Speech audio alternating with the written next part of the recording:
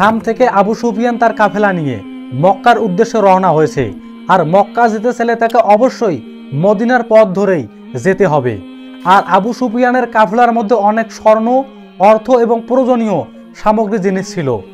আবার এদিকে মুসলিমরা আবু সুফিয়ানের ওই কাফেলাকে লুট করার জন্য ওত পেতে বসে রয়েছে মদিনার মধ্যে। আবু সুফিয়ান যখন বুঝতে পারে যে মুসলিমরা তার কাফেলার উপর আক্রমণ করবে, তখন আবু সুফিয়ান কিন্তু 1 মিনিট, মুসলিমরা কাফেলা লুট করবে বা ডাকাতি করবে, এটা আবার রমজান মাসে, এটা কিভাবে সম্ভব?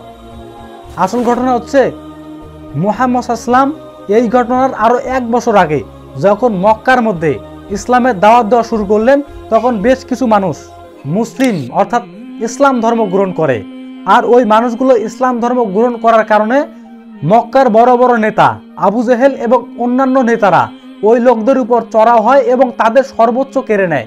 শুধুমাত্র তাদের পরনে জামা ব্যতীত সবকিছু নিয়ে তাদেরকে মক্কা থেকে বের করে দেয়।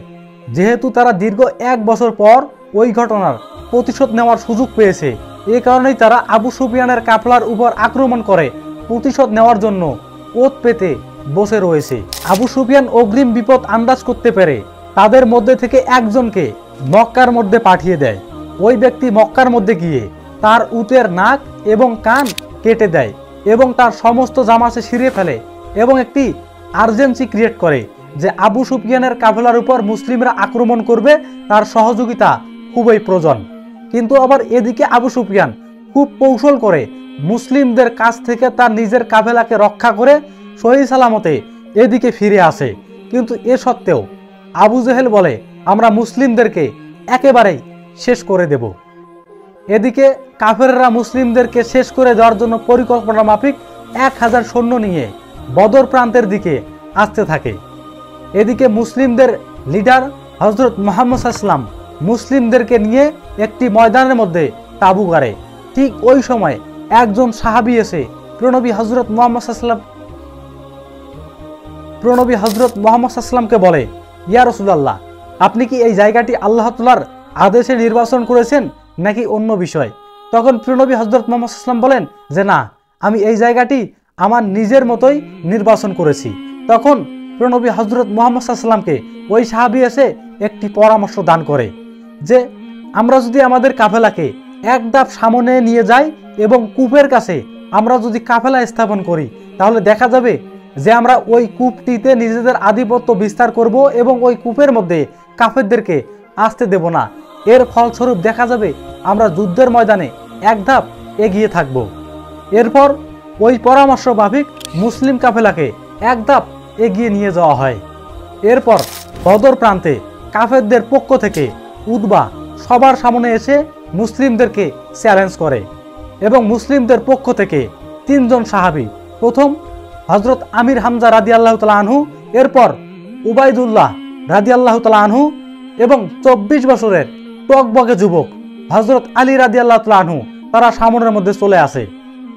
এরপর যুদ্ধ শুরু হয়। তবে এখানে একটা বিষয় রয়েছে, যুদ্ধ শুরু হওয়ার আগে মুহাম্মদ সাল্লাল্লাহু আলাইহি ওয়াসাল্লামের পরিকল্পনা ছিল মুসলিমরা এই যুদ্ধের মধ্যে সম্পূর্ণ ডিফেন্সিভ পদ্ধতি অবলম্বন করবে, যেহেতু মুসলিমদের সৈন্য সংখ্যা খুবই কম।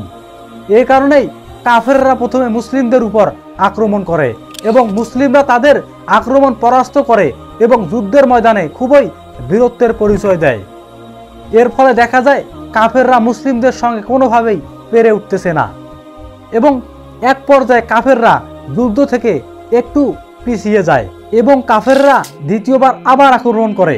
তবে এর আগে মুহাম্মদ সাল্লাল্লাহু আলাইহি ওয়াসাল্লাম একটি যুদ্ধ কৌশল অবলম্বন করেছিলেন, তা হচ্ছে প্রথমবার আক্রমণ করার কারণে কাফেরদের হাতে যে সমস্ত সৈন্যরা জখম হয়েছিল তাদেরকে মুহাম্মদ সাল্লাল্লাহু আলাইহি ওয়াসাল্লাম পেছনে নিয়ে যায় এবং ফেরের সৈন্যদেরকে সামনের কাতারে দাঁড় করে দেয়।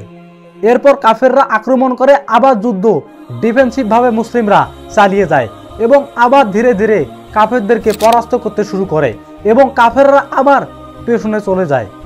এরপর মুসলিমরা সম্পূর্ণভাবে কাফেরদের উপর আক্রমণ করে এবং আক্রমণ করার কারণে কাফেররা খুব ভালোভাবে বুঝতে পারে যে মুসলিমদের সঙ্গে অর্থাৎ পেরে ওঠা কোনোভাবেই সম্ভব নয় এবং ওই যুদ্ধের মধ্যে কাফেরদের অন্যতম লিডার আবু জেহেল মৃত্যুবরণ করে এবং অন্যান্য কাফের সৈন্যরা পলায়ন করে এবং ইতিহাসের মধ্যে প্রথমবার দুর্বল একটি দল 313 জনকে নিয়ে 1000 সৈন্যকে পরাস্ত করে এবং এই বিজয়ের পর ইসলামের প্রচার আরো দ্রুত এবং সর্বত্রই ছড়িয়ে পড়তে থাকে।